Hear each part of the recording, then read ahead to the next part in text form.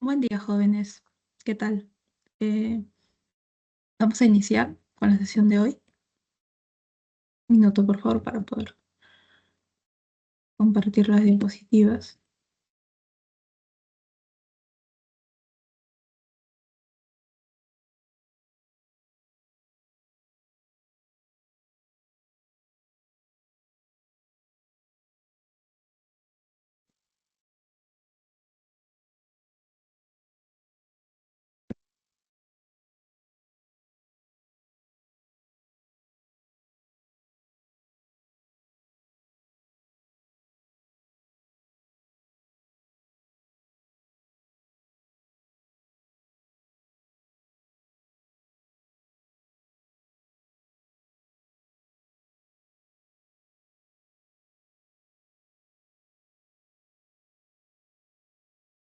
Bien. ¿Me confirmo, por favor, si logran ver correctamente la pantalla?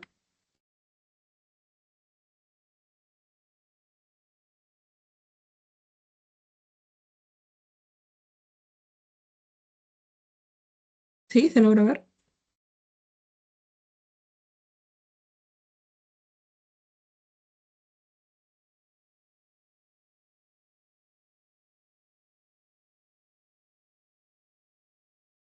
Bien. Entonces, como tienen en pantalla, el día de hoy, semana número 11, ya en nuestro curso de filosofía, vamos a revisar una nueva disciplina filosófica, en este caso la antropología filosófica. Como su mismo nombre lo dice, ¿no?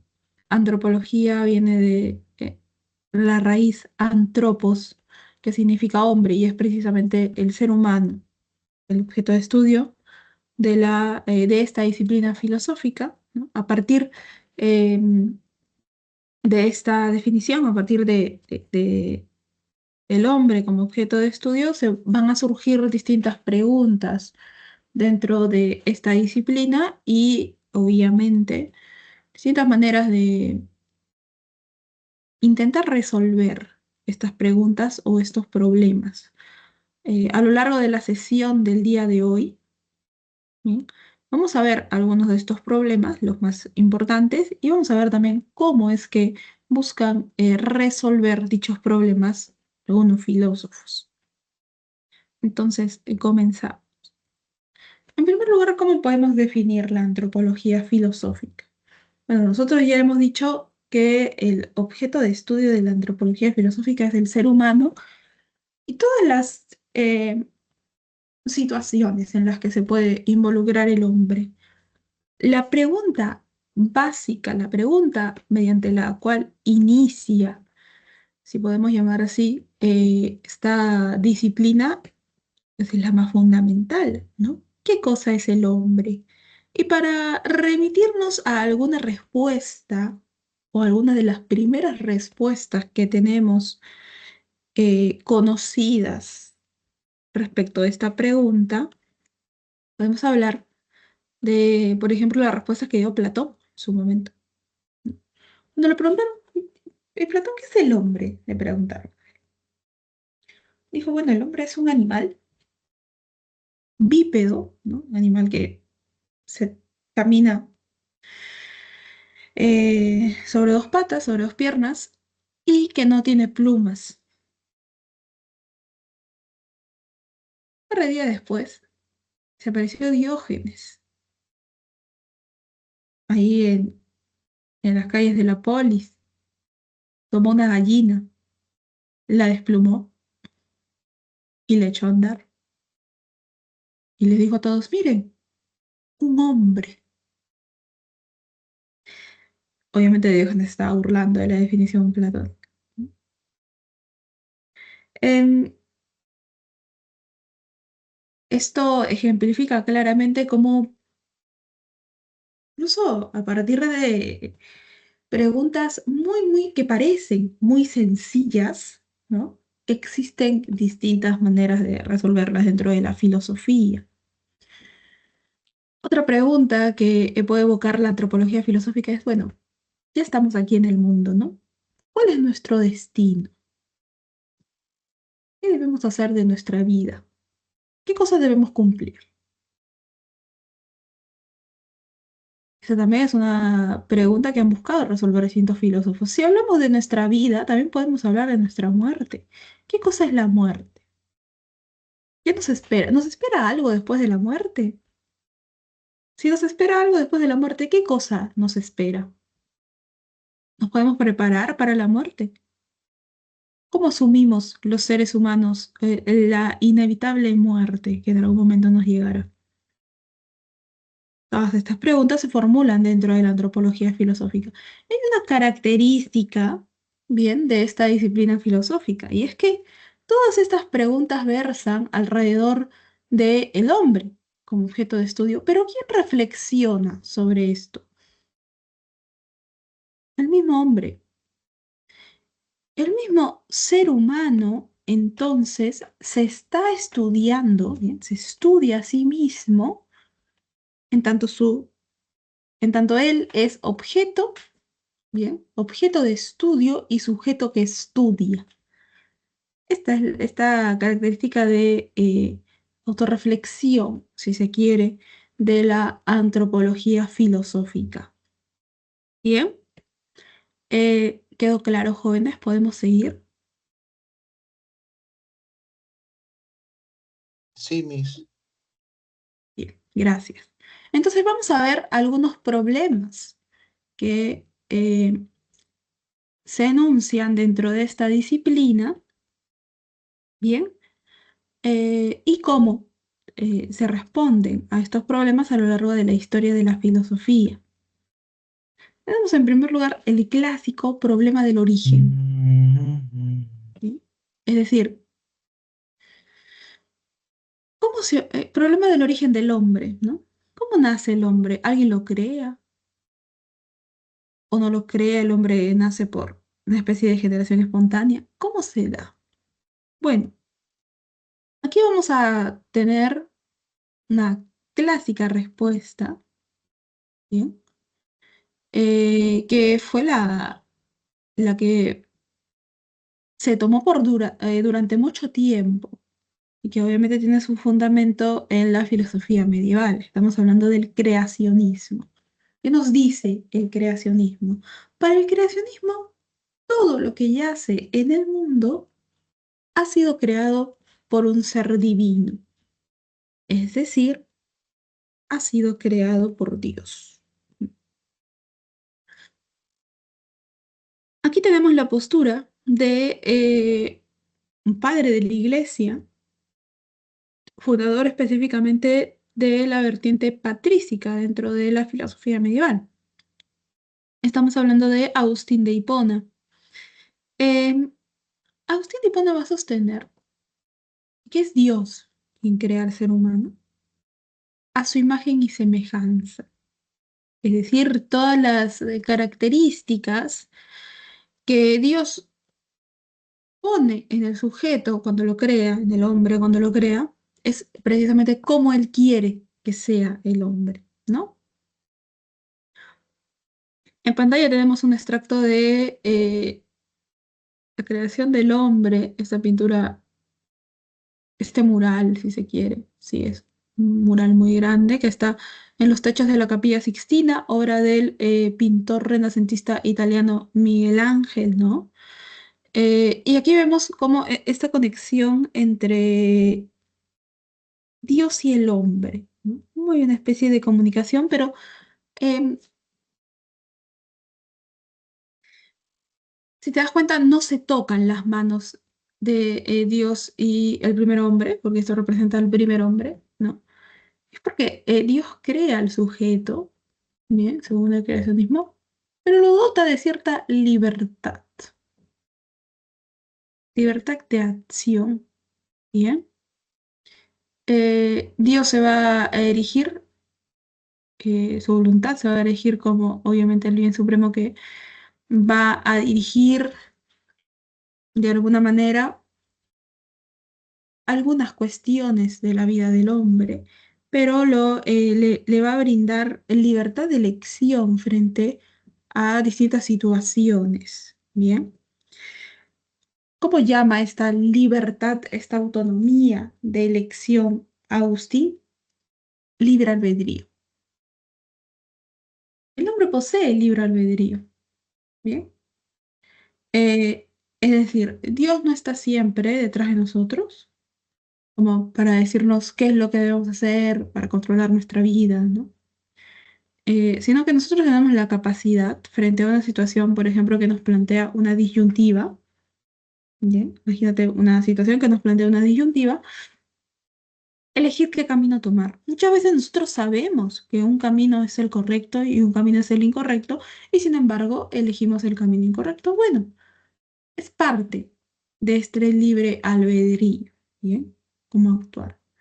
Ahora, esta libertad, no se tiene que confundir con la concepción de libertinaje en todo caso. Porque Agustín, y aquí vamos a ver que hay una gran similitud con la filosofía platónica, y eso tiene una razón de ser. Em, Durante la época medieval, llegan, llega a gran parte de Europa, traducciones de los textos clásicos de los filósofos griegos, ¿bien? Traducciones realizadas por los pensadores y filósofos del Medio Oriente. Es una cuestión bastante peculiar. Y por ejemplo, otro filósofo medieval, el señor Tomás de Aquino, bien, eh, es muy influenciado, bien, digamos, se presenta muy influenciado en su pensamiento por la filosofía aristotélica. Tomás de Aquino toma concepciones aristotélicas para fundamentar, por ejemplo, su tesis que demuestra la existencia de Dios. Y esto es obviamente muy criticado, ¿no? Se le critica mucho eso a Tomás de Aquino porque obviamente Aristóteles era un pagano, ¿no? No profesaba la misma religión que ellos. Y por su parte, Agustín se ve muy influenciado por la filosofía platónica.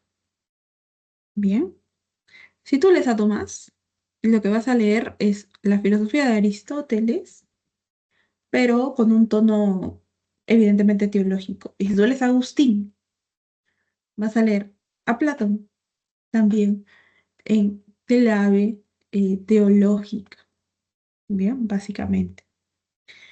Entonces, ¿te acuerdas que Platón hablaba de la existencia de dos mundos, ¿no? Un mundo material y un mundo de las ideas o un mundo de las esencias. Bueno, Agustín, en un texto titulado La ciudad de Dios, que es un texto muy, muy grande, eh, va a plantear algo parecido.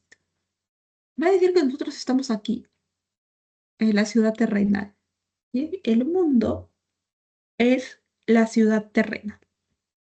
Bien, ¿y dónde está Dios? Arriba. En la ciudad de Dios o la ciudad celeste. ¿Sí? Ahí está Dios. Y cuando nosotros somos puestos por Dios en la ciudad terrenal y tenemos todas estas características que nos brinda Dios, ¿no? Porque Dios es el bien supremo, nos da todas estas herramientas, nos da también el libre albedrío, ¿no? Nos da el libre albedrío para decidir nosotros cómo actuar, etcétera, etcétera. Pero este libre albedrío viene con un concepto de responsabilidad. No es que Dios me dio libre albedrío y puedo hacer lo que me da la gana sin consecuencias. No. Por eso hay esta diferenciación entre ciudad terrenal y ciudad celeste, ciudad de Dios. Bien. Una vez que nosotros moramos, evidentemente nuestro alma va a querer ingresar a la ciudad de Dios. Es en ese momento, bien, es en ese momento en donde vamos a dar cuenta de las consecuencias de nuestras acciones. Allí, cuando pretendamos ingresar a la ciudad de Dios. Bien. Ahora, respecto de la composición del ser humano, Agustín va a también allí vamos a ver cómo otra vez sigue la concepción platónica. ¿Te acuerdas que Platón decía que el hombre se componía de alma y cuerpo, y el alma era inmortal, ¿no? El cuerpo perece, el alma vuelve al mundo de las ideas hasta que deba otra vez bajar al mundo inmaterial, al mundo sensible, y es allí cuando, eh, con el trauma de este descenso, olvida todo, ¿no? Olvida todo lo que aprendió en su vida pasada, ¿no? Y luego tiene que aprender, y para Platón aprender es un recordar nada más. Eso lo llamamos reminiscencia. Algo parecido plantea Agustín. El hombre se compone de alma y cuerpo. Nuestro cuerpo pertenece a la ciudad terrenal, a la ciudad terrestre, mientras que el alma, pues, es ese elemento que va a pretender, cuyo objetivo es elevarse y ser parte de la ciudad de Dios, de la ciudad celeste. Bien, entonces esta es la posición creacionista respecto del problema del origen. Ahora, vamos a ver cuál es la otra posición. Otra posición que nosotros podemos mencionar es el naturalismo evolucionista. Bien, aquí vamos a estudiar lo propuesto por dos pensadores, dos filósofos. Por un lado, tenemos a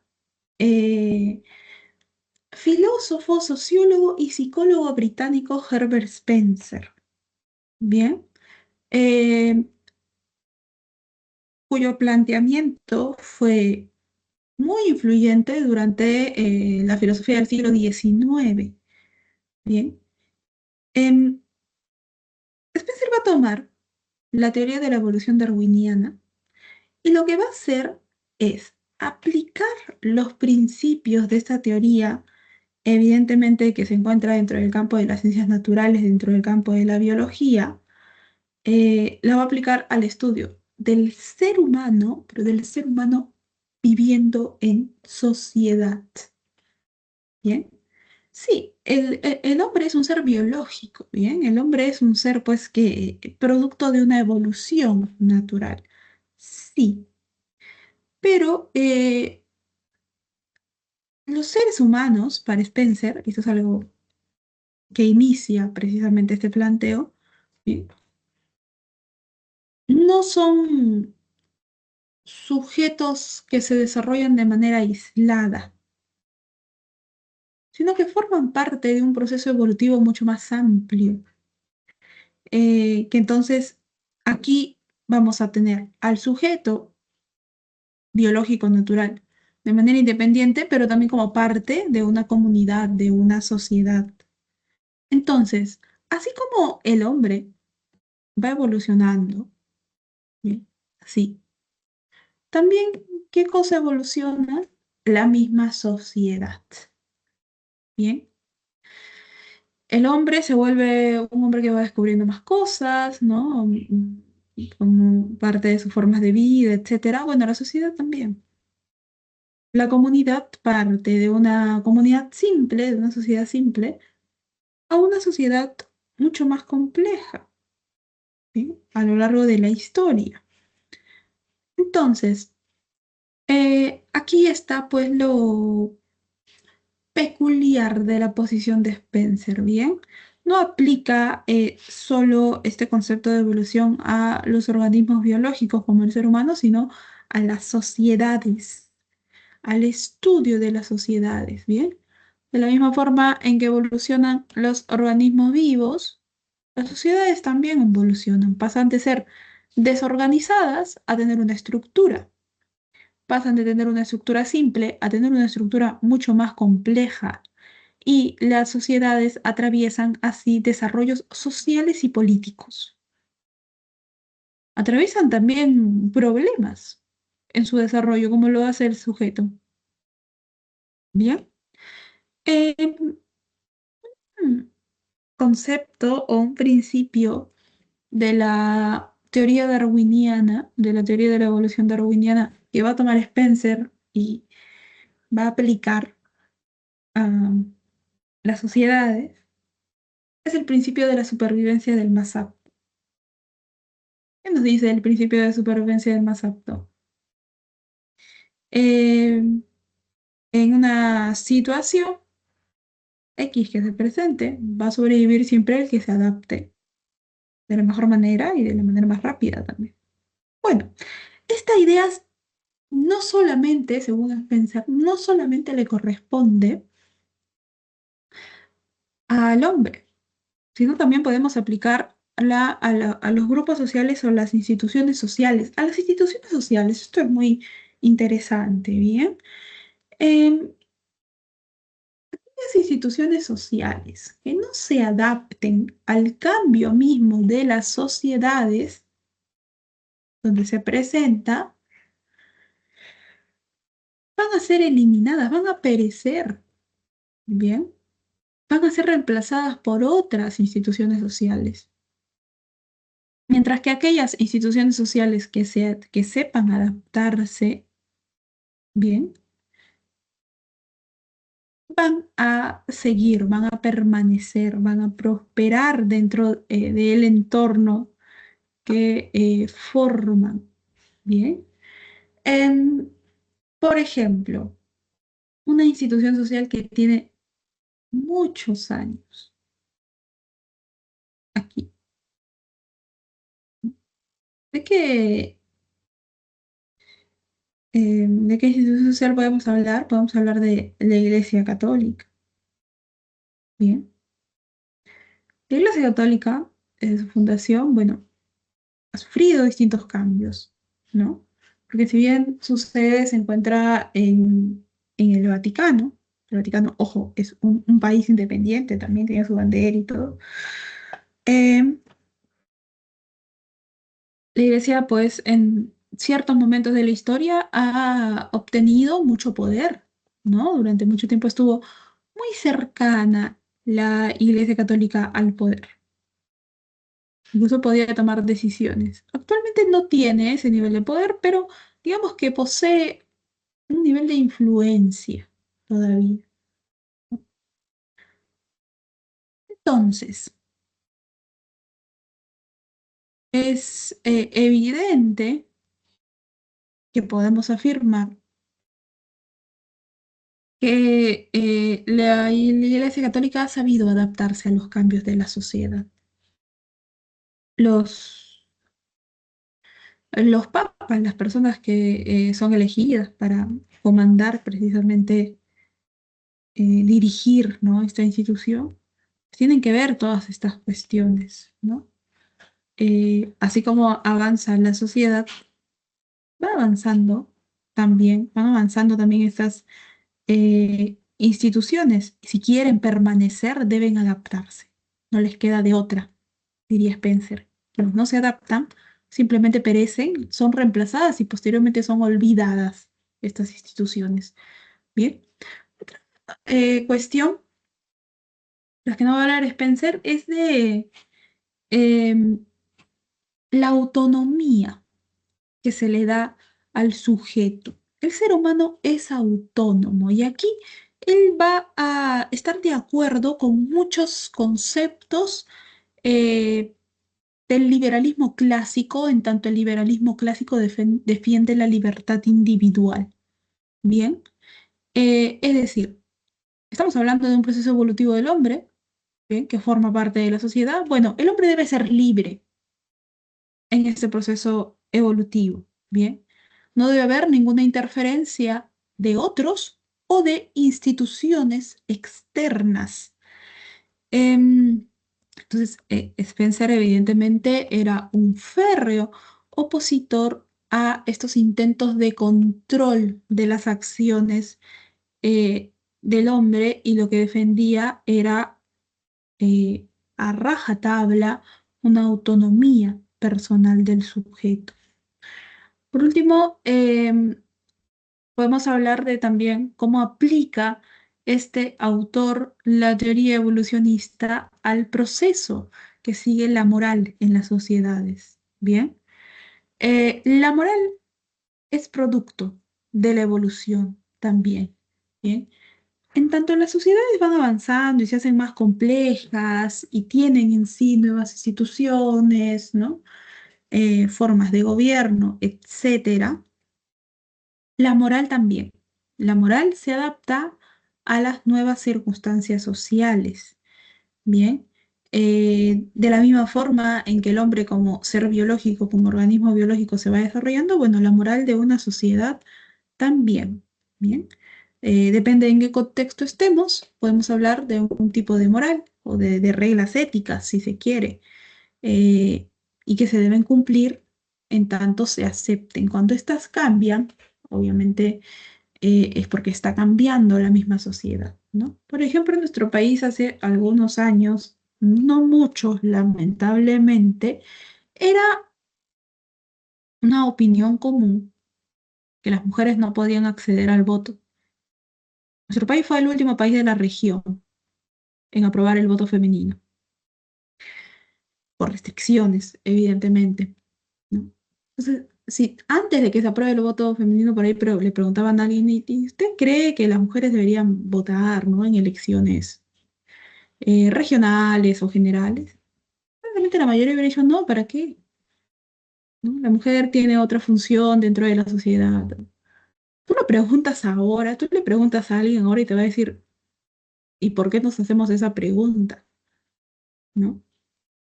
Que ya nuestra moral ha cambiado, ¿no? Nuestras reglas morales, nuestras condiciones éticas han cambiado y esa pregunta ya ni siquiera se plantea o no tiene sentido plantearla, ¿no? Porque tenemos otras concepciones respecto, por ejemplo, del ciudadano. Todos somos ciudadanos, menos según la Constitución. En nuestro país alcanzamos cierta edad y somos ciudadanos y tenemos derechos y deberes. No hay una diferenciación de género respecto de esto, por ejemplo. No vamos más atrás, ¿no? Sabemos que nuestra sociedad en algún momento fue una sociedad esclavista, ¿no? A nuestro territorio llegaron esclavos.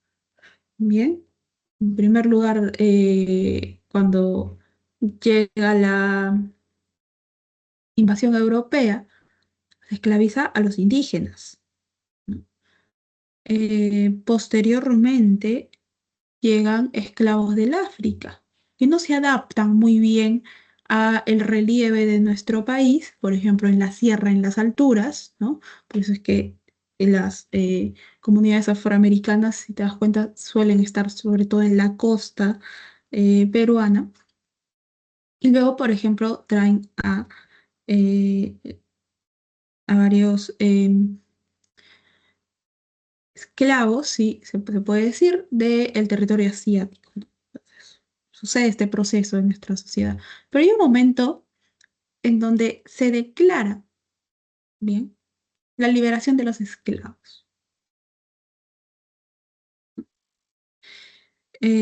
Sabemos que durante un gobierno se declaró, ¿no?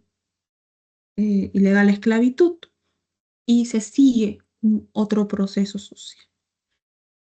¿Te imaginas que alguien este año, ¿no? En el año 2025, alguien salga a decir que la solución a los problemas económicos que sufre, hablemos de nuestro país nada más, pero en realidad esto es una cuestión de la región, eh, los problemas económicos, la recesión, los problemas de inflación, etcétera, que se sufren en el Perú, se resuelven volviendo a ser una sociedad esclavista, ¿no? Necesitamos la mano de obra del esclavo. Eh, a la par que nuestra sociedad ha avanzado también nuestra visión moral. La mayoría de ciudadanos diría, no, no es la solución, ¿no?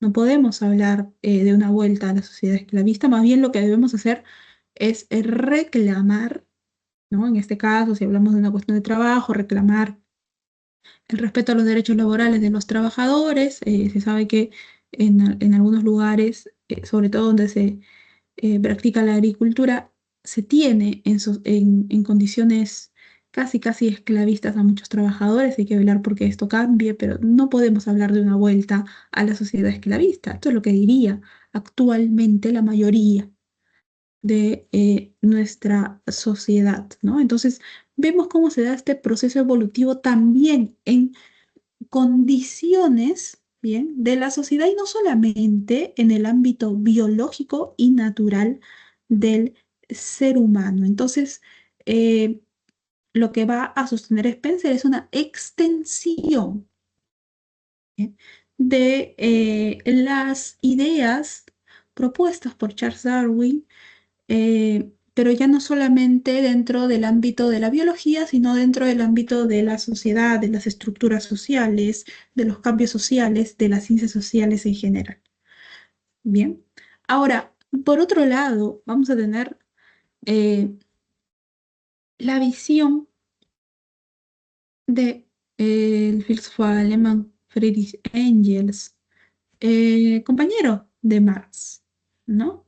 Nosotros muchos de los textos que leemos en marxismo siempre suelen estar firmados por Marx y Engels, pero Marx tiene textos que publicó de manera independiente y Engels también. ¿Bien? Engels va a sostener que evidentemente el hombre es un ser propio de la naturaleza, ¿bien?, y que a lo largo precisamente de este progreso, de esta evolución dentro de la naturaleza, hay un punto en donde podemos diferenciar al ser humano de sus antepasados. ¿Cuál es ese? ¿Cuál es ese punto que menciona Engels? Es el trabajo. Mira, biológicamente, ¿cuándo se dice que el hombre encuentra el trabajo? Cuando se da este cambio. Antes teníamos todos los dedos de la mano pegados, ¿no? ¿Por qué? Porque, bueno, eran pues se vivía, ¿no? El Homo sapiens vivía de cierta forma. Cuando, otra vez, producto de la necesidad de adaptabilidad, se empieza a dar esta mutación. Nuestro dedo pulgar está más separado de los otros dedos y podemos nosotros, así pues, tomar cosas, ¿no? Coger cosas. Podemos escribir, podemos tomar algún objeto, etcétera. Eh, Es en ese momento en donde somos sujetos que desarrollan algún tipo de trabajo. Trabajo manual, trabajo de recolección, trabajo en general. Es el trabajo el que brinda, en todo caso, al hombre esta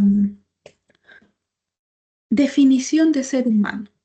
En todo su esplendor, em, lo que va a hacer es dotar al sujeto de esta eh, característica. El trabajo no solamente nos va a proveer, bien, de cuestiones para em, solventar, para satisfacer nuestras necesidades básicas de vida, ¿no?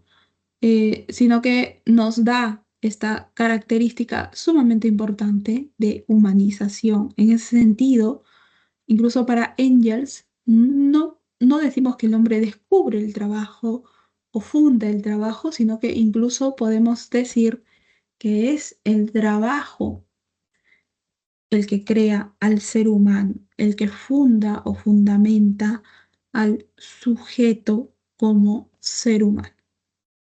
Bien, entonces estas son las dos posiciones eh, respecto de el problema del origen, ¿no? El problema del origen del ser humano, del hombre. ¿Todo claro, jóvenes? ¿Hay alguna pregunta?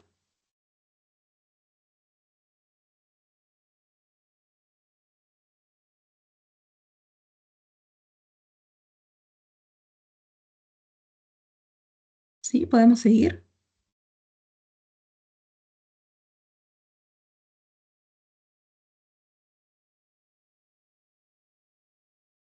Bien, gracias. Seguimos. Ahora vamos a ver otro problema. Bien. Vamos a ver el problema de la naturaleza humana. ¿Cuál es la naturaleza cuál es la esencia del ser humano? Y ya casi al final de la sesión vamos a ver el problema de la identidad también. Es un problema mucho más contemporáneo. Si nosotros nos preguntamos por la naturaleza del hombre, la naturaleza, la esencia del ser humano, nos podemos remitir incluso hasta la Grecia clásica. ¿Sí? Es decir, es una pregunta que ha pretendido ser respondida desde prácticamente los inicios de la filosofía. Podemos mencionar la respuesta que elige Aristóteles en dos de sus textos fundamentales. El primero, la Ética a Nicómaco. La Ética a Nicómaco es un manual de ética que Aristóteles le escribe a su hijo. Por eso, Ética a Nicómaco. ¿Quién es Nicómaco? ¿Quién será? Bueno, Nicómaco es el nombre del padre de Aristóteles, si no me equivoco, y luego él le pone ese nombre a su hijo. Y escribe la Ética a Nicómaco para decirle prácticamente, mira, estos son los fundamentos éticos, mi filosofía, y así es como se debe actuar, ¿no?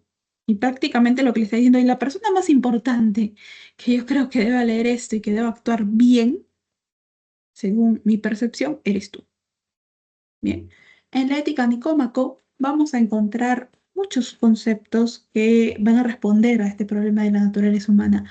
Y posteriormente, ya en su etapa de madurez, Aristóteles va a escribir un tratado titulado Política. Allí también vamos a encontrar algunos rasgos importantes de la definición de la esencia del hombre para Aristóteles. Bien, en primer lugar, va a sostener Aristóteles que el ser humano es un animal. ¿Ok? Es un animal. Bueno, lo tenemos ahí planteado. Es un animal que pobla la tierra como los otros animales. Bien, pero hay una diferencia. ¿Cuál es esa diferencia? El ser humano posee algo que no poseen los otros animales. Posee logos. En este caso, ¿qué cosa significa logos? Significa razón. Bien, nosotros ya hemos hablado de ese término logos que muchas veces significa otras cosas, ¿no? Por ejemplo, cuando está dentro de el término de una disciplina filosófica suele ser estudio o teoría. Bueno, en este caso significa razón. El ser humano posee razón entonces, ¿no? Ay, posee razón. Y esto es lo que lo diferencia de los otros animales. Los otros animales poseen instinto. Ojo, el ser humano también posee instinto, no quiere decir que no tenga instinto, pero su razón lo que permite es que se puedan controlar de alguna manera estos instintos. Bien, entonces, por excelencia, el ser humano es un animal superior a los otros, porque posee logos, porque posee razón. Esta razón lo que va a hacer es que el ser humano se dé cuenta de algo. No puede desarrollar su vida de manera aislada, de manera individual. Entonces, ¿a qué va a apuntar el ser humano? Va a querer vivir en comunidad. Y esta es la justificación de por qué existen las polis, ¿no? Estas polis, estas ciudades-estado. ¿Por qué existen? Bueno, por esto. El hombre no puede desarrollar todas sus capacidades de manera individual. El hombre no es un ser que pueda vivir pues aislado de todos, ¿no? Ermitaño, así escondido en una cueva. No es propio de su naturaleza. ¿Por qué? Porque además el hombre es un ser social.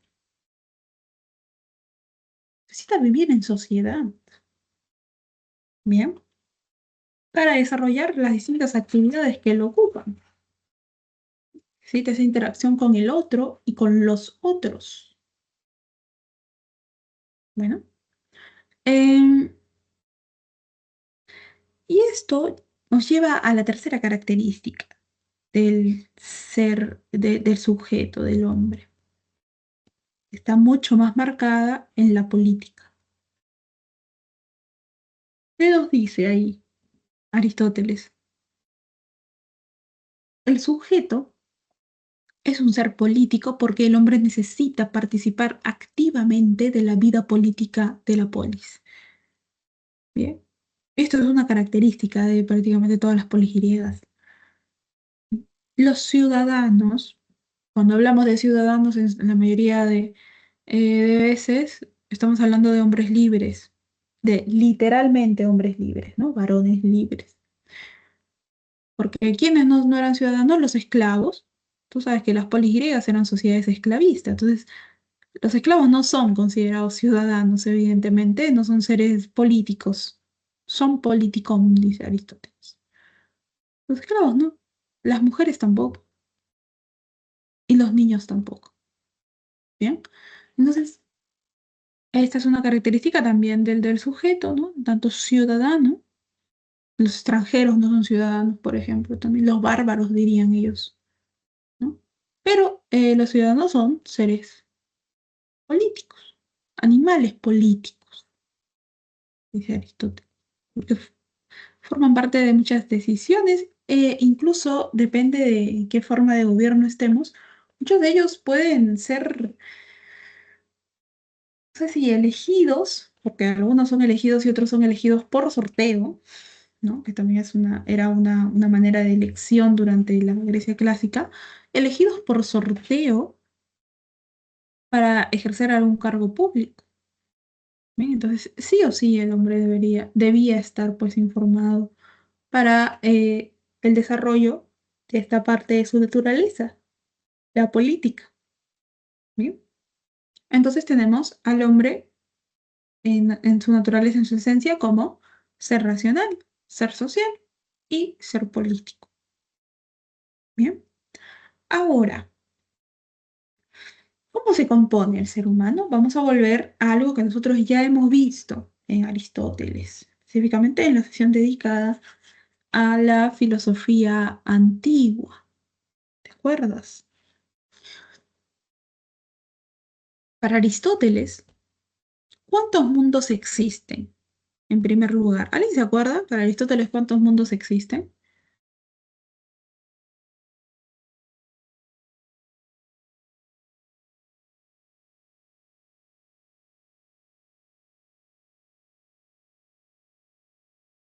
¿Verdad? ¿Cuántos existen? Uno, dos, tres. Vamos a hablar de la existencia de mundos. ¿Cuántos en ese caso? Muy bien, No solo solamente uno. Sí, muy bien. Solo uno. Y esto representa una clara diferencia. Muy bien, sí, el mundo sensible, ¿no? Mientras que su maestro Platón, con quien se formó 20 años Aristóteles, decía que existían dos mundos, ¿no? Aristóteles dice, no hay necesidad de hablar de dos mundos. No, ¿para qué? Solo existe uno, el mundo sensible, el mundo material. Y es en el mundo material donde están los entes o las cosas particulares. Todo lo que yace en el mundo puede ser entendido como un ente particular, un ente natural. El hombre también, entonces. ¿Sí? Y aquí Aristóteles va a plantear una teoría que dice que todo aquello que yace en el mundo se compone de materia y forma. ¿Cómo se llama esa teoría? ¿Te acuerdas?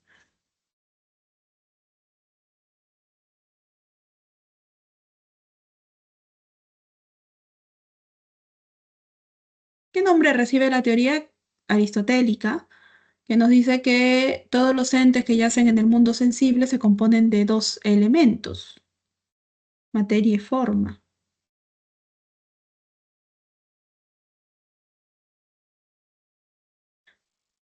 Sí, más o menos. La teoría hilemórfica, ¿no? Hilemorfismo. Muy bien, sí. La teoría hilemórfica, que viene precisamente de la unión de los términos griegos materia y forma, ¿no? Nos dice que todos los entes que yacen, todas las cosas particulares que yacen en el mundo material, tienen materia y forma. El hombre también. ¿Cuál es la materia del hombre? ¿Cuál sería la materia, este elemento material del ser humano? ¿Cuál crees que sería?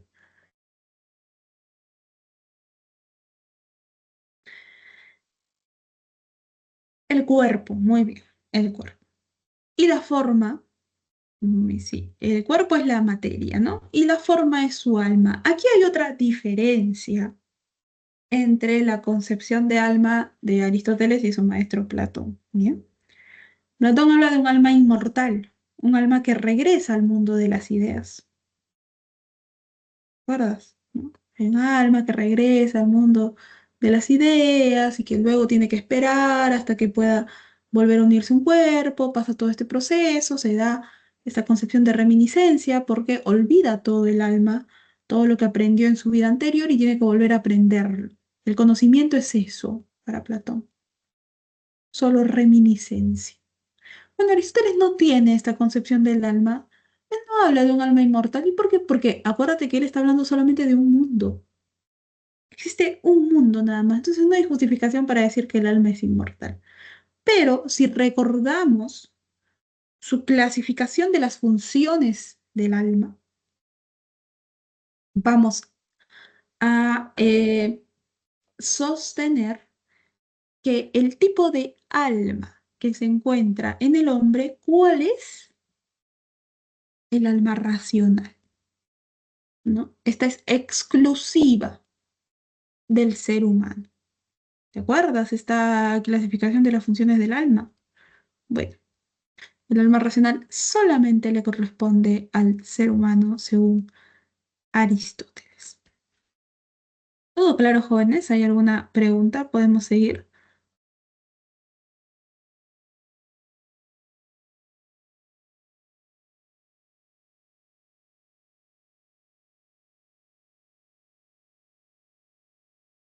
Sí, bien, Todo claro, amigo, todo claro. bien, muchas gracias. Ahora avanzamos un poquito en la historia de la filosofía y llegamos a la modernidad.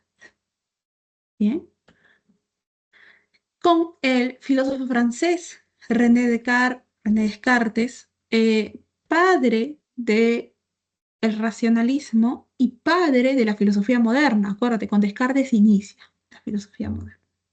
Por eso todo lo que después, toda la escuela posterior que se opone al racionalismo, al empirismo, realiza una crítica directamente a las concepciones cartesianas, ¿no? Pero con Descartes inicia el modernismo en la filosofía. Bueno, ¿qué nos dice Descartes? ¿Te acuerdas qué nos decía Descartes en las meditaciones metafísicas? Bueno, vamos a hacer un recordaris así, muy puntual. Bien. Descartes lo que dice es que a partir de su experiencia, recordemos que él se enlista en la milicia y viaja, etcétera, dice, me di cuenta de que muchas de las cosas que yo había dado por sentadas como verdaderas durante mi formación básica, ¿no? Él estudió en un colegio bastante conservador en Francia, en la Fleché. Eh, dice, tú, muchas de las cosas que yo pensaba que eran 100% verdaderas, lo cual yo no tenía ninguna duda, me di cuenta de que no eran tan certeras como yo creía. Bien, entonces dice Descartes, bueno, voy a dudar de todo. Ahora, yo sé que dudar de todo es una cuestión que me va a llevar toda la vida y ni siquiera voy a terminar. Entonces, dice Descartes, voy a dudar de los fundamentos, ¿no? Y empieza a aplicar su clásica duda metódica. Todo aquello respecto de lo cual yo tenga un poquitito de duda, es decir, que no me represente una verdad clara y evidente, voy a catalogarlo como falso. Basta con que tenga un poquito de duda, ¿no? Porque si estas cuestiones, por ejemplo, cuando duda de los sentidos, dice, si los sentidos me engañaron una vez y yo me he dado cuenta, no sé cuántas veces más me han engañado y no me di cuenta. Y no sé, ¿no? Si me engañarán después. No puedo decir, ah, bueno, yo ya sé cuándo me engañan, entonces ya no me van a engañar. No puedo afirmar eso. ¿Sí? Me queda la duda. Entonces, ¿por qué? Porque si algo me engaña una vez, lo más probable es que me engañe después, ¿no? Lección de vida que te da Descartes. ¿Sí? Entonces, así empieza a dudar de muchas cosas, ¿no? De los fundamentos respecto de los cuales él aprendió a lo largo de su vida muchas supuestas verdades. Pero hay un punto en donde dice, parece que estoy dudando de todo, ¿no? Para no caer en un solipsismo, es decir, en solamente aceptar que existo yo y después nada de lo demás existe, dice Descartes, pero hay algo respecto de lo cual yo no puedo dudar, ¿bien? Y es precisamente de que estoy dudando. La acción de dudar, ¿bien? Me confirma precisamente pues que estoy realizando esta tarea. Y si dudo, es que necesariamente no puedo negar que estoy pensando. Y si pienso, es porque necesariamente, sin ninguna pizca de duda, existo. De aquí viene su primera filosofía, la verdad más clara y evidente que obtiene Descartes. Pienso, por lo tanto, existo. Dice Descartes, yo soy pensamiento. Antes que todo, antes que mi cuerpo, antes que mi nombre, antes que mi nacionalidad, antes que mi profesión, antes que todo, yo soy pensamiento. Y si soy pensamiento es porque existo. Bien, en latín, como lo expresa Descartes, dubito ergo cogito, cogito ergo sum. Dudo, por lo tanto pienso, pienso, por lo tanto existo. Bien, entonces es el pensamiento lo que funda mi existencia. Y aquí nos vamos a remitir a lo que nosotros ya hemos revisado también, ¿no? La clasificación de las sustancias en Descartes. Son tres sustancias las que existen según Descartes. ¿Bien? Por un lado tenemos la sustancia divina o res infinita, que es Dios. Dios es todo lo perfecto. ¿Bien? Todas las cuestiones perfectas yacen en Dios. Recordemos que Dios también es una idea innata. ¿Te acuerdas? Dios es res infinita e idea innata a la vez y es Dios quien pone en nuestra mente, en nuestra razón, antes de nacer, las ideas innatas incluidas, la idea innata del mismo. Así de perfecto es Dios, ¿no? Pone en nuestra mente la idea de Dios, la idea de perfección, la idea de universalidad. Todas esas ideas las pone Él en nuestra razón y nosotros venimos al mundo con dichas ideas. Esta teoría del innatismo, ese es el nombre que lleva, es precisamente eh, la teoría cartesiana que mayores críticas va a recibir del empirismo, tanto de Locke como de Hume. Bien, bueno, ¿qué otro tipo de sustancia se da según la clasificación de Descartes? Bueno, tenemos la sustancia material o res extensa. ¿A qué se refiere? A la extensión, a tu cuerpo, ¿no? El hombre está compuesto de esta res extensa. Todos nosotros somos extensión que tiene reposo y movimiento. O sea, en este momento tú estás sentado seguramente frente a tu computadora, ¿no? Escuchando la clase, pero el momento que termina la clase, ¿qué sucede? Te puedes parar, ir, no sé, ir a la cocina, comer algo, ir al baño, lo que fuese. Eh, y estás dentro de las dos maneras de la resistencia, ¿no? Reposo y movimiento. Luego tenemos el otro elemento que compone al hombre, la res cogitans, que para Descartes es la más importante. ¿Sí?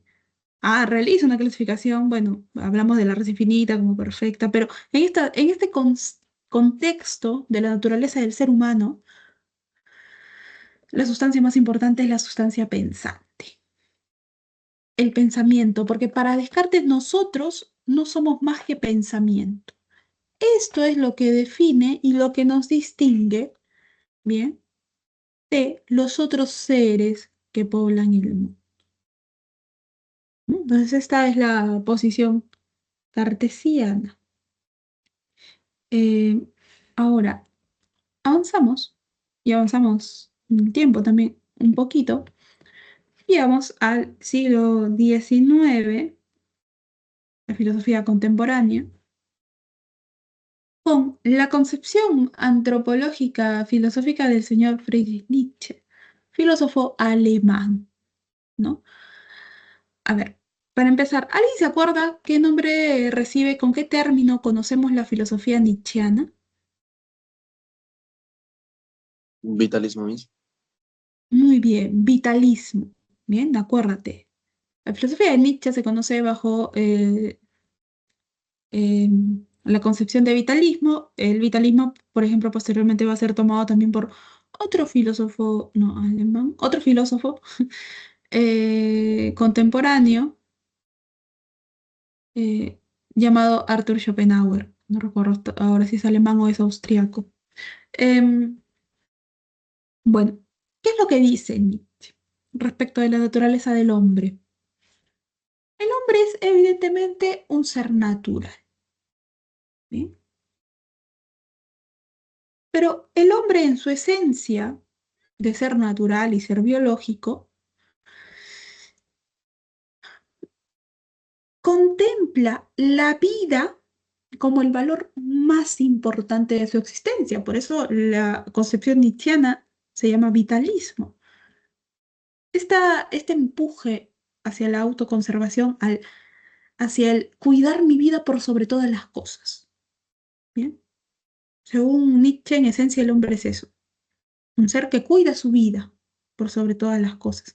¿Y qué me empuja a cuidar mi vida por sobre todas las cosas? Los valores o instintos vitales. Bien, los valores vitales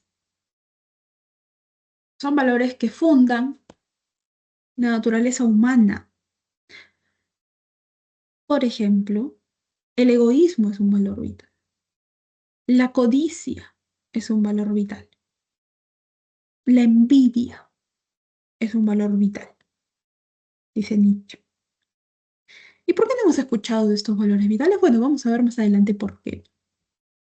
Pero con todos estos valores vitales, también vamos a encontrar otro concepto, que es la voluntad de poder. La voluntad de poder, jóvenes, eh, es este empuje que tiene el hombre, ¿no? Como este deseo de siempre querer más. Siempre nosotros queremos más, ¿no? Por ejemplo, ¿no? Tú estás aquí en ese momento atendiendo tus clases, ¿no? Haciendo un esfuerzo de despertándote temprano, estudiando todo el día, ¿no? Porque sabes que esto te va a llevar a una meta, obtener una vacante dentro de la carrera profesional a la que tú quieres estudiar. Bien, alcanzas esa meta.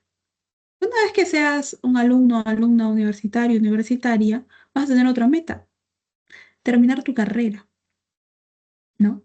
Ser graduado, ser licenciado, ser licenciada en la carrera que tengas, obtener el título profesional, Si tu carrera tiene colegio profesional, colegiarte después y así, ¿no?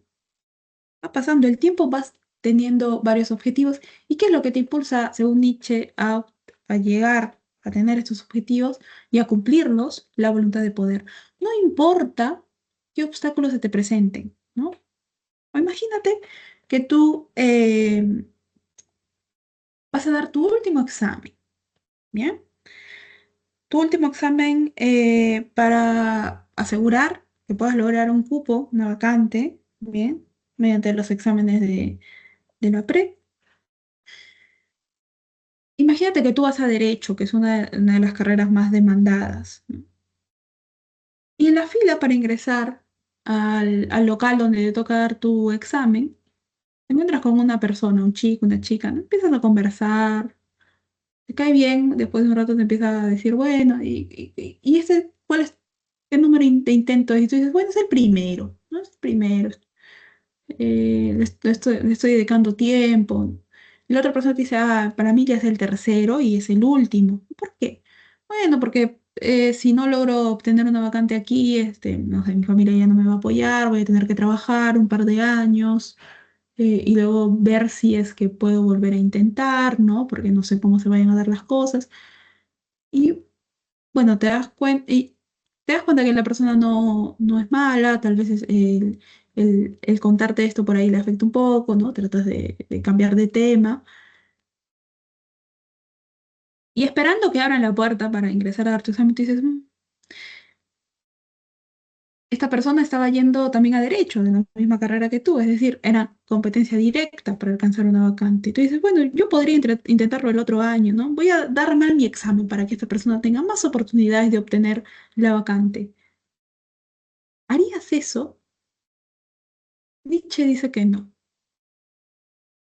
no harías eso, porque en tu naturaleza está esta voluntad de poder que te impulsa a obtener tus metas, ¿no? ¿A ti en qué te afecta que esta, como otras personas, ¿no? tenga un contexto distinto al tuyo? Lo máximo que podría decir es, uy, me da pena, ¿no? Ojalá que logre hacer, que logre alcanzar su vacante ahora para que pueda estudiar, pero más no puedes hacer.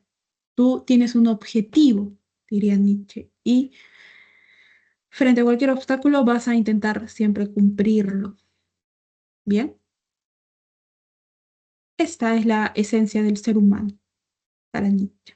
Ahora, estos valores vitales, profesora, yo no he escuchado nunca de esto, de esos conceptos como valores. Lo he escuchado incluso como todo lo contrario, ¿no? Como algo malo, como algo que debemos evitar. Y aquí viene la crítica de Nietzsche a la cultura occidental, la moral occidental y la religión occidental. Estamos hablando del cristianismo. Bien. Eh, Nietzsche va a sostener lo siguiente. La cultura occidental, con su moral, con su religión occidental, no nos ha traído más que daños, nos ha perjudicado, porque ha negado, bien, ha negado la esencia del ser humano, los valores vitales y los han reemplazado por una escala de valores totalmente arbitraria y que no responde, bien, a la naturaleza del hombre. No responde, ¿no? Este, eh,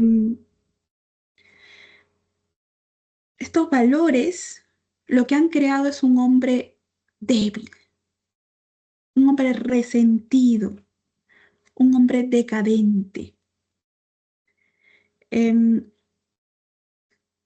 y probablemente, no, probablemente, eh, en su texto más leído, Así habló Zaratustra, cuando el protagonista enuncia Dios ha muerto, ¿no? Muchas personas lo toman como una férrea defensa al ateísmo, pero en realidad lo que podemos decir que está enunciando Nietzsche es que precisamente esta escala de valores occidental al final no le sirven al ser humano. ¿Bien? El Dios ha muerto no enuncia un no creo en Dios, simplemente. ¿Bien? O Dios no existe. ¿Qué está enunciando? Esta jerarquía de valores occidental, como no le sirve al ser humano, solamente le ha causado problemas, lo ha convertido en un hombre decadente. Y cuando el sujeto se dé cuenta de este grave error que cometió al abrazar estos valores falsos, pongámoslo así, va a tener que volver a su naturaleza, va a tener que volver a su esencia, ¿bien? Tener que volver a abrazar los valores vitales. Y cuando viva bajo los estándares de los valores vitales, la voluntad de poder, cuando cuide su vida por sobre todas las cosas, va a llegar a ser un hombre fuerte, ¿bien? Un hombre pleno. Y aquí vamos a encontrar el polémico concepto de superhombre, ¿no? El superhombre es un ideal, ¿bien? Nietzsche lo menciona, Nietzsche lo plantea, sí, pero como un ideal, es como esta idea de superhombre es lo que nos va a empujar, ¿bien? A vivir bajo esta filosofía, ¿no? Vitalista. Probablemente Nietzsche no está apuntando a que emerja de algún lado un hombre superior a los otros, ¿no? Como posteriormente tergiversando su filosofía, ¿no? Eh, el nacionalsocialismo sustentó. Lo que plantea Nietzsche como superhombre es precisamente un hombre libre, libre de todas estas taras que la religión y la cultura occidental y la moral occidental le había impuesto antes. Es tan libre esta concepción del hombre fuerte que va a aceptar el concepto también nietzscheano de eterno retorno. Recordemos que Nietzsche no habla de un progreso, acuérdate. Nietzsche no habla de un progreso, que es un concepto que se repite casi en todos los filósofos del siglo XIX. Nietzsche lo niega. ¿Bien? No podemos hablar de un progreso, pero podemos hablar de un eterno retorno en la vida del hombre. Cuando el hombre es libre, va a actuar de tal manera que cada decisión va a responder a sus valores vitales. Así, cuando muera, o sea, ojo, eso es también una situación hipotética. Cuando este hombre muera y le digan, bueno, vas a reencarnar, ¿no? Vas a volver a vivir. Pero la condición es que vivas exactamente igual, ¿no? Por eso hay un eterno retorno. Todas las decisiones que tomen sean las mismas, todas las consecuencias de tus actos van a ser los mismos, todo lo vas a volver a vivir. Como este hombre fuerte ha estado totalmente satisfecho con las decisiones que ha tomado en su vida siguiendo el vitalismo, lo va a aceptar. Lo que dice Nietzsche es, plantéate esta situación, ¿no? Plantéate que vas a volver a vivir, ¿sí? Pero no puedes cambiar ninguna de las decisiones, ninguna de las acciones que desarrollaste en esta vida. ¿Estarías de acuerdo? ¿Lo aceptarías? Si lo aceptarías, vas por el buen camino, dice Nietzsche, ¿no? Del hombre fuerte. Si no lo aceptas, bueno, es momento de cuestionar cómo estás llevando tu vida, porque estás más cercano del hombre débil, del hombre decadente, ¿no? Así funciona esta idea del eterno retorno en la filosofía de Nietzsche. Oh, claro, jóvenes, ¿hay alguna pregunta?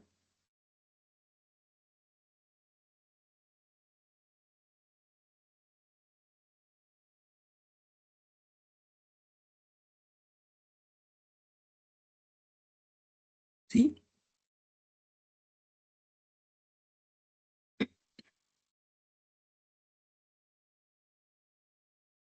Bien, seguimos. Todavía vamos a estar en el siglo XIX, nos encontramos con otro pensador, también alemán, el señor Karl Marx. Bien, vamos a recordar un poco qué es lo que nos dice Karl Marx dentro de su planteo filosófico. Bien, Eh, r- eh, sabemos, ¿no?, que toma conceptos de la filosofía hegeliana. Hablamos de un materialismo dentro de la filosofía marxista, hablamos de el materialismo histórico, el materialismo dialéctico, y aquí también vamos a ver cómo es que funda Marx la naturaleza del hombre. ¿Bien? ¿Qué significa que Marx nos diga que el hombre o la naturaleza del hombre se entiende en relación a cómo se dan, la redundancia, las relaciones sociales de producción? Bueno, en primer lugar, quiere decir cómo se relaciona el hombre con su trabajo y con su entorno, ¿bien? Con su entorno respecto del desarrollo de su trabajo. Ahora, para Marx, bien, a diferencia de otros pensadores, el ser humano no tiene una naturaleza fija que se mantenga en el tiempo, ¿bien? No tiene esta esencia, pues, dada de manera abstracta, ¿bien? Esa es una crítica a los clásicos, por ejemplo, ¿no? A los clásicos de la filosofía griega y por ahí también a los filósofos medievales, ¿no? Quienes siempre eh, refieren la naturaleza la mayoría de veces del ser humano como una cuestión más metafísica. Marx dice que no. Recordemos que el hombre se construye a través de la historia, materialismo histórico, la materia, ¿bien? La materia fundamental. La historia, bueno, el hombre se construye así también. El hombre va a construir su naturaleza a partir de cómo se relaciona en la sociedad, en la vida social. Esta vida social cambia, ¿no? Em, Vamos a ver cómo es que se relaciona también con los otros para poder satisfacer sus necesidades. Bien, aquí están las relaciones sociales de producción. Entonces, nuestra esencia no está está determinada sobre cómo nosotros trabajamos, cómo nosotros producimos y cómo nos relacionamos en este proceso de producción. Bien, entonces las relaciones que se dan entre las personas dentro de este proceso productivo cambian en el tiempo, cambian, por ejemplo, si yo soy un trabajador, ¿para quién trabajo? ¿Cuáles son las condiciones en las que se da mi trabajo, ¿no? A lo largo de la historia esto cambia. Por ejemplo, durante la época feudal teníamos al señor feudal, dueño de las tierras, y al vasallo o siervo que trabajaba las tierras. Tenían cierta condición ahí, ¿no? De relación social de producción. En la sociedad capitalista, el obrero, ¿qué hace?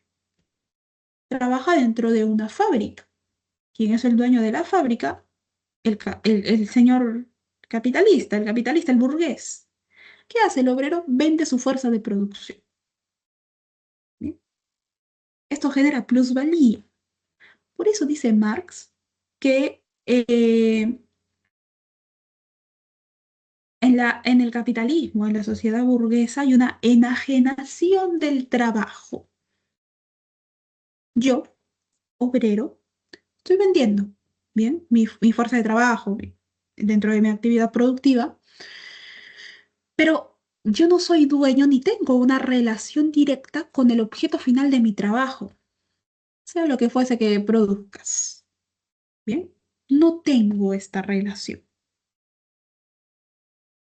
Y esto se da ¿por qué? Se da pues producto de todas las condiciones que se establecen dentro de una sociedad capitalista.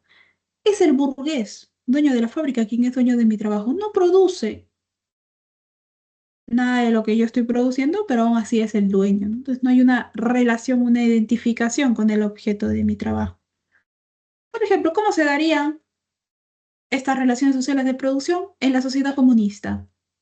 que es el ideal marxista, ¿no? Aquí, obviamente, no existiría propiedad privada. Bien, recuerda que primero se da la sociedad socialista, se toman los medios de producción, se erige una dictadura del proletariado y luego ¡pa! Todo se reparte. Entonces, hay una producción. ¿Cómo se va a dar estas relaciones sociales? A través de la producción colectiva. Bien, entonces, cada forma de organización social tiene una estructura social distinta. ¿Te acuerdas? Estructura, superestructura. Bueno, eso cambia a lo largo del tiempo.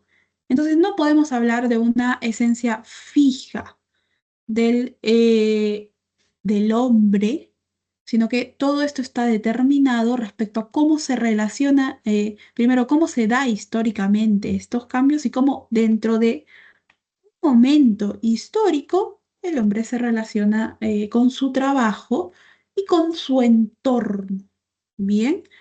Em, Recordemos que es el sujeto social, el ser social, el hombre como ser social, el que va a determinar la conciencia, la ideología, eh, no al revés. Bien, entonces el hombre, podemos decir, o la naturaleza del ser humano, es un producto netamente histórico y social. Respecto a estas condiciones, allí recién podemos averiguar en ese momento cuál es la esencia del sujeto, ¿no? Si estamos en una sociedad capitalista, bueno, entendemos la naturaleza del sujeto de un modo. Si se da este cambio, por ejemplo, que pretende Marx a través eh, del establecimiento primero de una sociedad socialista, tenemos al sujeto, al hombre, en su naturaleza de un modo. Y cuando lleguemos, según Marx, a la sociedad comunista, bueno, las relaciones sociales de producción van a ser distintas. Bien, ahora, avanzamos un poco más. Nos encontramos con lo que propone otro filósofo, un poquito ya más contemporáneo, el señor Ernest Cassirer. Ernest Cassirer tiene un texto eh, bastante importante, vamos a decirlo así, que se llama Filosofía de las Formas Simbólicas. Suele estar publicado en dos, tres tomos incluso, un texto bastante largo. Aquí Cassirer, entre otras cosas, va a decirnos que el ser humano es en esencia un ser que se comunica y construye su mundo a través de símbolos. El ser humano es un ser simbólico. Este es su fundamento, esta es su naturaleza. El ser humano piensa, actúa, se comunica con otros a través de símbolos, desde el origen de la humanidad. ¿Bien? Desde el mismo origen de la humanidad, el ser humano se ha desarrollado así. Por ejemplo, antes de que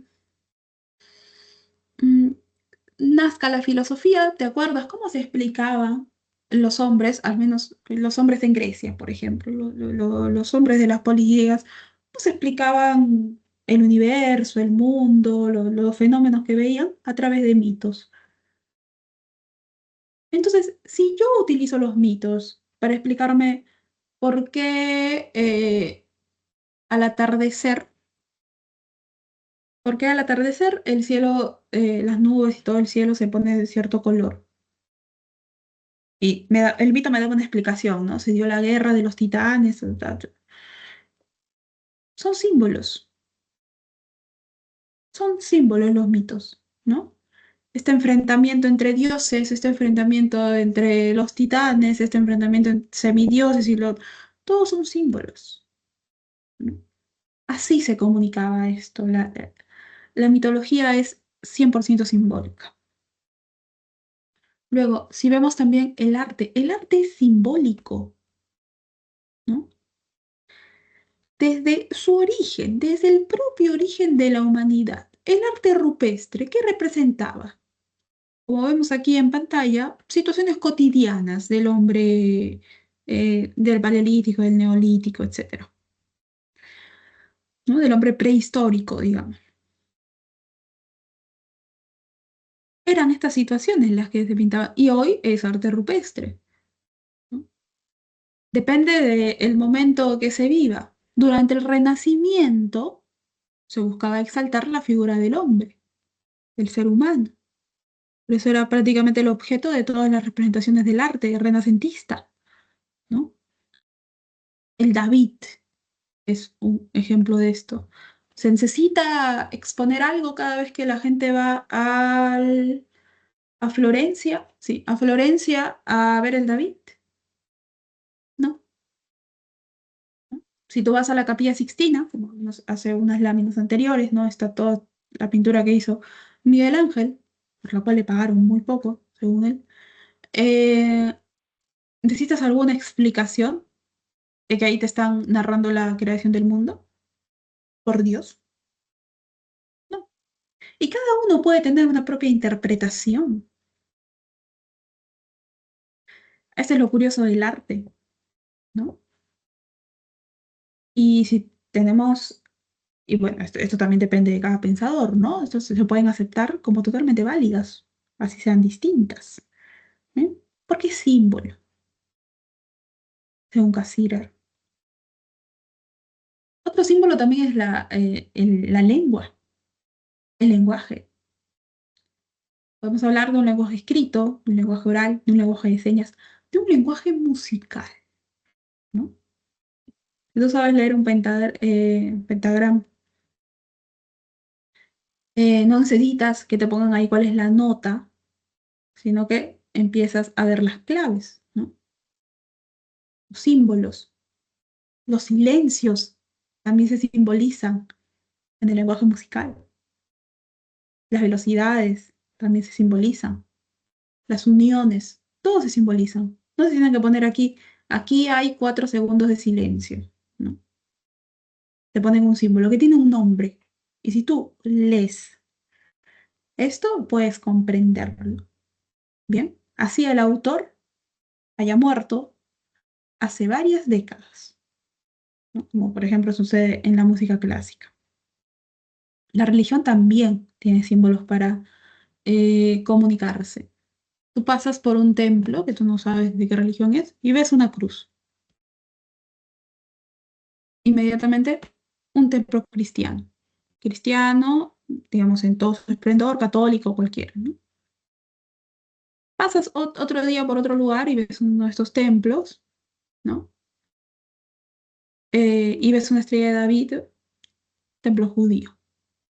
Una mezquita, ¿no? Precisamente una mezquita tiene una forma peculiar y colores específicos. Y si tú conoces eso, no necesitas ver ningún letrero, ni ningún cartel, ni nada.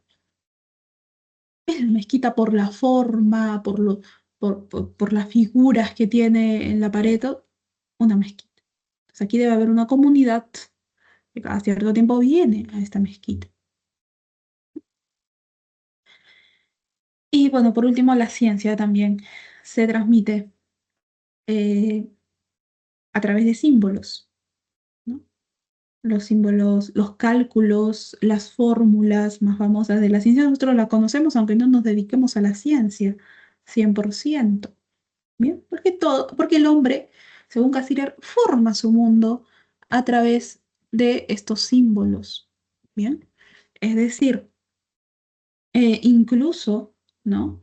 Los símbolos pueden traspasar la barrera de los sentidos y ya eh, puede cada uno construir un mundo y comunicarlo al otro, ¿no? Y esta es digamos, la gran capacidad que tiene el ser humano al ser considerado un ser simbólico. Bien. Ahora, para ir terminando respecto em, de este problema de la naturaleza humana, vamos con un filósofo alemán del siglo XX. No es muy conocido porque, bueno, le tocó un mal contexto, tuvo que, de alguna manera, competir con la filosofía de un autor que es bastante trascendental en la historia de la filosofía contemporánea. Estamos hablando de Martin Heidegger, ¿no?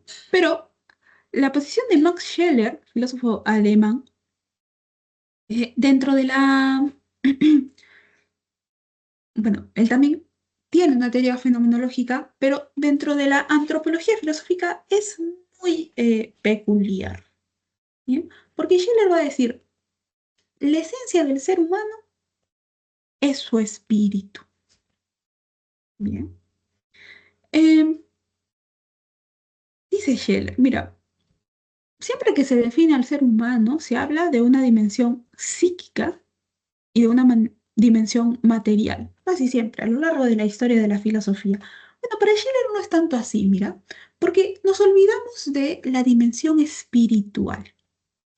El espíritu entendido no como algo que está fuera del cuerpo y que luego se añade, ¿bien?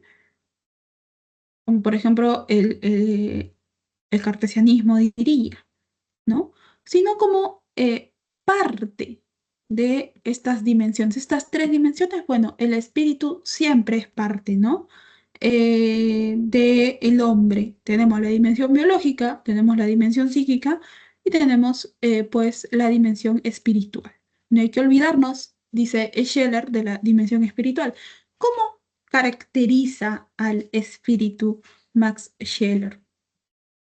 El espíritu siempre va a tener un objetivo, va a estar dirigido hacia algo, va a querer cumplir algo.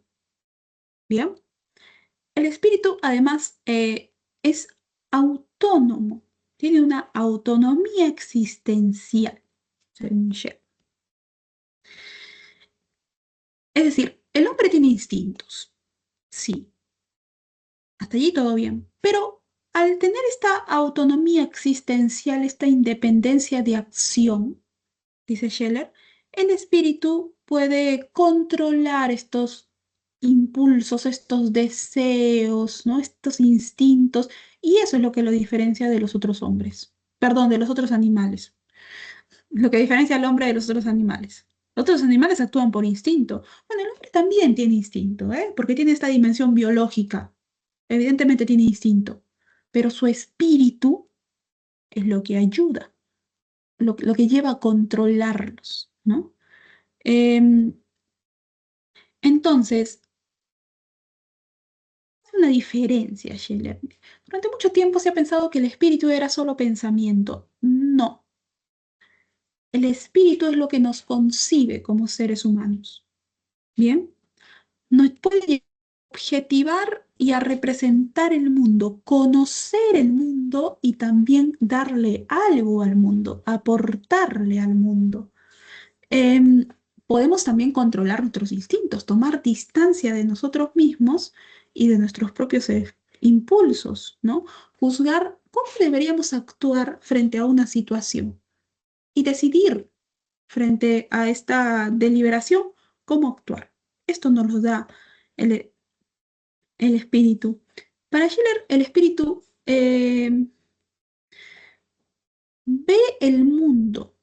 Bien, puede percibir precisamente, como tiene también una teoría axiológica, puede percibir valores y no solamente cosas tipo objetos. Bien, Eh, entonces, algo importante también respecto de cómo se da el espíritu eh, en el sujeto, según Scheller, es que hay una capacidad de autorreflexión. El espíritu nos lleva a conocer el mundo, a objetivar el mundo, ¿no? Como que a ver las cosas que hay en el mundo.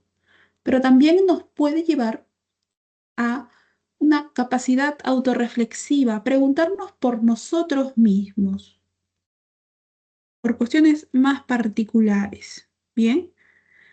Em, ¿Por qué? Porque el hombre es, más allá de todo, representación o manifestación de su propio espíritu y cada cierto tiempo lo que hay que hacer es una especie de autoexamen, ¿no? De ver cómo eh, estamos decidiendo y cómo estamos actuando respecto de estas condiciones que nos brinda nuestra dimensión espiritual, ¿no? Nuestra autonomía existencial, nuestra independencia para decidir, etcétera. Bien, hasta aquí todo claro, jóvenes. ¿Podemos seguir?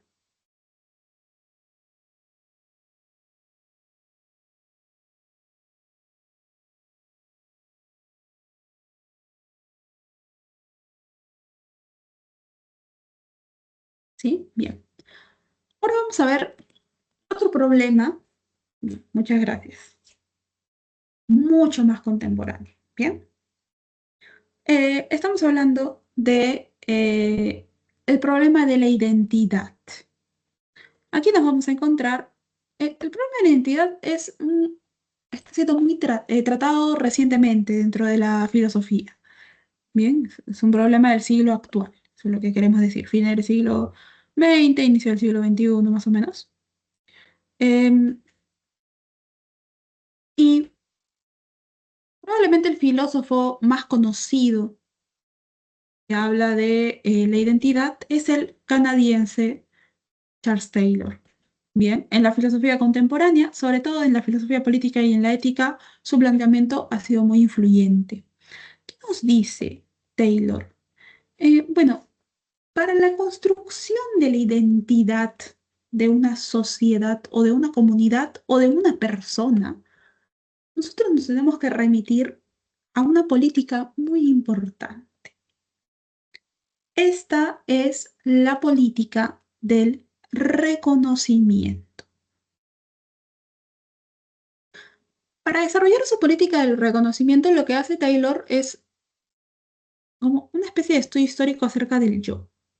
Bien, dice Taylor, en la época contemporánea en la que estamos viviendo, el yo es tan relativo como el concepto de verdad. ¿Bien? Si te das cuenta, y es una crítica que realiza Taylor, ¿no? Cuando hablamos del yo, hay una necesidad de reconocimiento por el otro, ¿no? El otro me tiene que reconocer a mí, pero como yo quiero, pero como yo me percibo. Bien, entonces aquí hay una relativización cultural que involucra también la verdad. Bien, cada uno en los tiempos contemporáneos tiene una verdad, tiene un modo de verse a sí mismo que puede ser distinto al modo que me ve el otro. Pero yo defiendo y digo, bueno, esta es mi verdad, este es el modo en que yo me veo, el otro no sé, tiene otra manera de percepción. Entonces, Taylor dice, a lo largo de la historia, hay una necesidad de reconocimiento del otro y sobre todo de la percepción del yo. Entonces, hace una especie de recapitulación, por ejemplo, en el idealismo, cómo se ve, en el idealismo alemán, cómo se ve la cuestión del yo. Eh, Más adelante, también a lo largo de la historia de la filosofía, como encontramos, bueno, luego en el romanticismo también lo presenta, y dice, "Mm, actualmente, esta necesidad ya no es solamente personal, sino que involucra el campo político. ¿Bien? Entonces, hay desafíos que al área de las instituciones sociales y políticas, bien, las comunidades, sobre todo las minorías, han planteado. Estamos hablando de minorías culturales, minorías étnicas, comunidades originarias, minorías sexuales, evidentemente, grupos subalternos, ¿no? Grupos feministas, etcétera. Todos estos grupos que forman hoy en día parte de las distintas sociedades ya a nivel global, ¿cierto? Bueno, estos grupos reclaman un reconocimiento que valide y reivindique su identidad, su forma de vida, sus derechos y sobre todo dentro de los grupos originarios su territorio. Nuestro país, a lo largo de toda su vida republicana, ha experimentado distintos conflictos sociales, ¿no? Si por ahí te acuerdas de alguno, probablemente, ¿no? Eh, hace algunos años, si no me equivoco, a inicios del 2000, no sé cuántos años, se dio el enfrentamiento en la curva del Diablo en Bagua, por ejemplo, ¿qué cosa se reclamaba allí? Reconocimiento de territorio de los pueblos originarios, ¿no? ¿Y allí qué hubo? Hubo un intento de diálogo que se rompió. Aquí Taylor diría, allí está el problema. Necesitamos diálogo para que se aplique esta política de reconocimiento. Bueno, fue en el 2006, debe haber sido, segundo gobierno de García más o menos, a partir de ese año, ¿no? Hubo peticiones de las comunidades, ¿no? de la selva peruana para implementar una mesa de diálogo. ¿Y qué pasó? Hubo una mala comunicación porque desde el gobierno de turno se dijo que justo ese día que se dieron estos enfrentamientos con la policía, ¿no? Se había aprobado llevar una mesa de diálogo, pero lo que le habían dicho a las autoridades en el lugar era que se había roto la posibilidad de un diálogo. Entonces aquí hubo una mala comunicación, mal establecimiento del diálogo como resolución de estas tensiones y bueno, todos sabemos qué sucedió, ¿no? Se dio este enfrentamiento donde murieron de uno y otro bando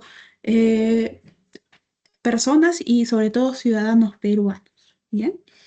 Eh, Aquí se dio este error que muchas veces, dice Taylor, será a partir de las políticas públicas.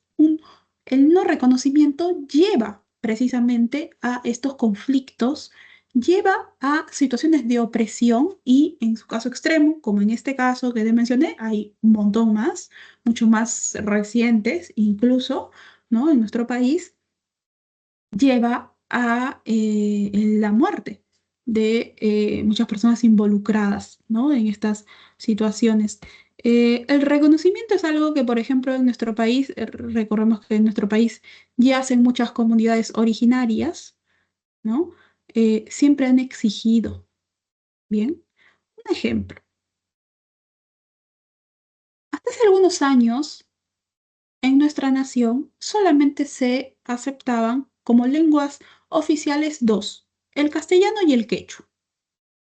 Bien, producto precisamente de estas demandas, hace ya algunos años se oficializaron todas las lenguas que se hablan en nuestro territorio. Es decir, todas las lenguas que se hablan en el Perú son lenguas oficiales. Si no me equivoco, tenemos 48 lenguas oficiales a día de hoy, incluidas el castellano, el quechua y el aymara, ¿no? Las otras lenguas son lenguas que se hablan en la selva peruana, ¿bien? Es decir, son lenguas habladas por las comunidades originarias.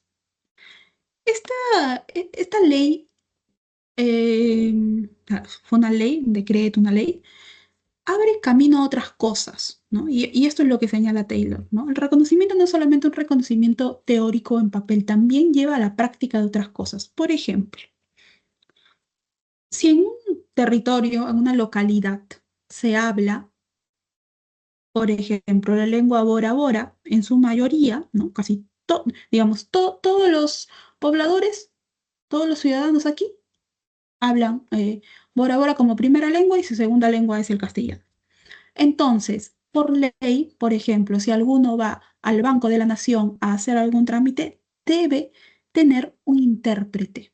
Si es que los trabajadores de este lugar no hablan esta lengua. ¿Por qué? Porque es una lengua oficial. Bien. ¿Se cumple? Bueno, hay todavía un manejo aquí que debería cumplirse, ¿no? Pero mediante precisamente estas políticas es lo que se exige. Bien, entonces el reconocimiento lo que hace es evitar estos contextos de opresión, ¿bien? evitar estos contextos de malos manejos y sobre todo garantizar un respeto a la propia identidad de estas comunidades. Ahora, hay otro problema u otro concepto que incluye Taylor dentro de este texto que se llama en realidad Las políticas del reconocimiento, editado más o menos en los años 90. El reconocimiento es una necesidad básica humana. Bien, y a partir de esto nosotros podemos hablar de un multiculturalismo presente, producto de muchas cosas. Bien, y estamos viendo un multiculturalismo incluso en naciones que antes no las tenían, producto, no sé, los conflictos que se dan a lo largo del mundo han llevado a un proceso de migración masiva desde distintos países a otros países de su región o de otras regiones. Entonces ya estamos, bien, experimentando y vamos a experimentar aún más globalmente el fenómeno multicultural. Y este multiculturalismo eh, no necesita, según Taylor, solamente esta cuestión de tolerancia. Bueno, te voy a tolerar, ¿no? No, porque esta es una aceptación pasiva, dice Taylor, ¿no? Que puede permitir otra vez injusticias frente al otro que percibo distinto de mí. Bien, debemos tener con este multiculturalismo una política de reconocimiento activa que respete las diferencias y que incluya a estos grupos, en su mayoría son grupos reducidos, grupos minoritarios, como parte de la sociedad que es culturalmente diversa y que los aportes que pueden dar también son importantes para la formación eh, de la sociedad. Por ejemplo, ¿nuestro país es multicultural? ¿Sí o no? ¿Tú crees que sí? ¿Tú crees que no? ¿Podemos hablar de que en el Perú tenemos distintas culturas?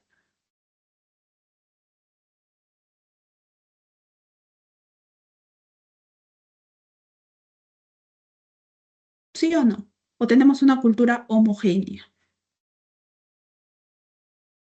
Varias culturas, Mills. Claro, somos un país pluricultural o multicultural.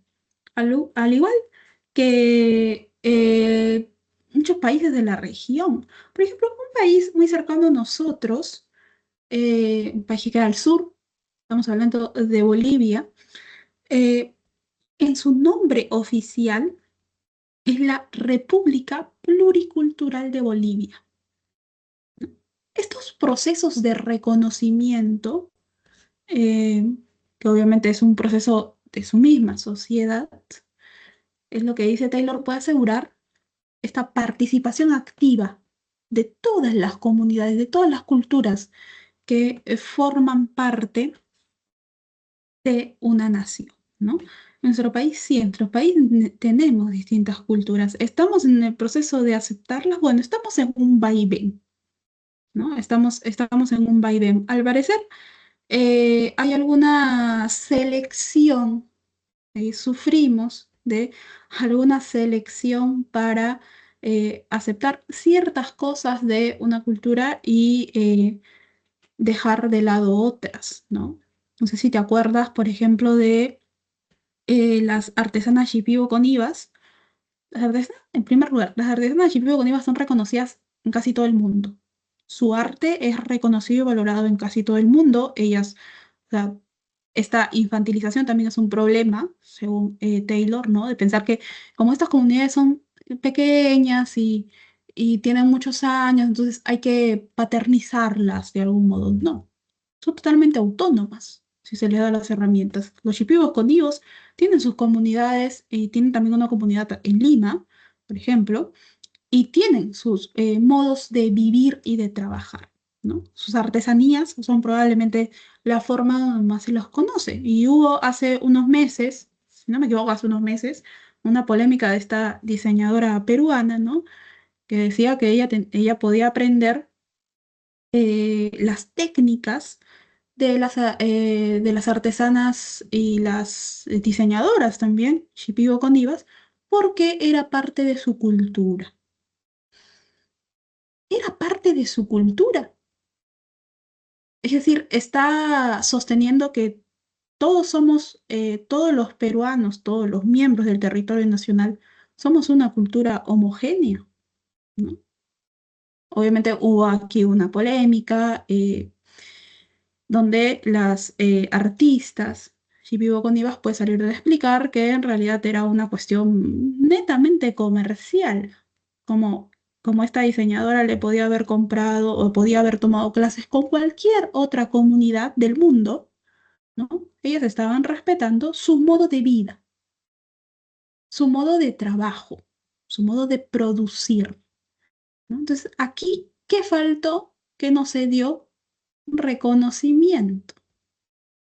Casi todos reconocemos el arte shipibo-conibo que no solamente se presenta en las telas o en los tejidos, sino también, por ejemplo, existen muralistas shipibo-conibos reconocidos en todo el mundo, ¿no? A partir de el intentar, por ejemplo, sacar algún tipo de aprovechamiento, porque finalmente lo que quería esta otra diseñadora era no pagar por el trabajo, se niega este reconocimiento y esta característica multicultural y pluricultural que tienen distintas sociedades, incluidas la nuestra, ¿no? Entonces, esta es la problemática que se trata dentro de la antropología filosófica respecto de la construcción de la identidad y la política del reconocimiento, cuyo eh, mayor filósofo que estudia un esto es el señor Charles Taylor. Bien, jóvenes, llegamos al final de la sesión del día de hoy. Tienes en pantalla las claves de evaluación de la lectura complementaria y de los 8 ejercicios de esta semana. Gracias a todos por su presencia y como siempre su activa participación. Les deseo un buen viernes, un buen fin de semana y nos vemos en la siguiente oportunidad. Bye, Miss, Gracias, cuídese. Miss. Gracias. Chao.